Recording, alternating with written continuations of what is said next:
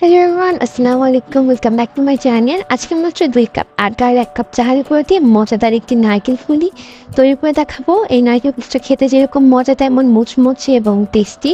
তো প্রথমে একটা ডো তৈরি করতে হবে। এজন্য এখানে আমি 2 কাপ আটা আর 1 কাপ চালের গুঁড়ো নিয়েছি। এখন এখানে দিচ্ছি 2 টেবিল চামচ পরিমাণ তেল, স্বাদ মতো লবণ, আর এখন এখানে দিচ্ছি পানি। পানিটাকে দিয়ে ডোটাকে ভালো করে মেখে নিতে হবে।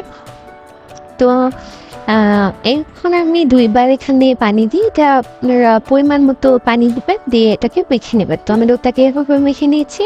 তো দেখতেই পাচ্ছেন ডোটা এরকম হবে।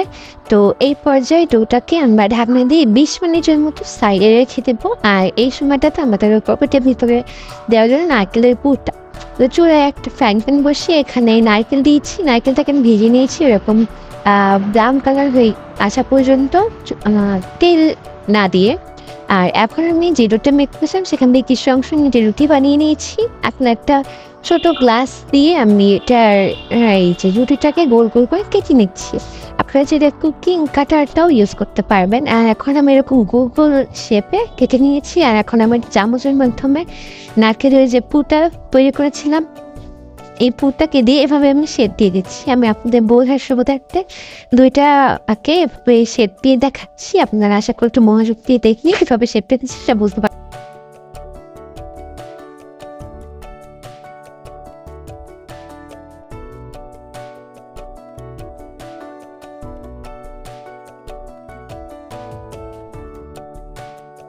সেমভাবে আমি সবগুলো পিঠাকে শেপ দিয়ে দিয়েছি। আর এখন আমি ভেজে নিব। তো এখন আমি চুলায় একটা ফ্রাইং প্যানে তেল দিয়ে এই পিঠাগুলোকে একদম একটা ব্রাউন কালার আসা পর্যন্ত ভালো করে ভেজে নিই উল্টে পাল্টে। আর এই পিঠাটা ভাজার সময় কিন্তু চুলার হিটটা মিডিয়াম টু হাই ছিল। তো এখন আমি পিঠাগুলোকে এই খুব সুন্দর একটা ব্রাউন কালার আসা পর্যন্ত ভালো করে ভেজে নিব।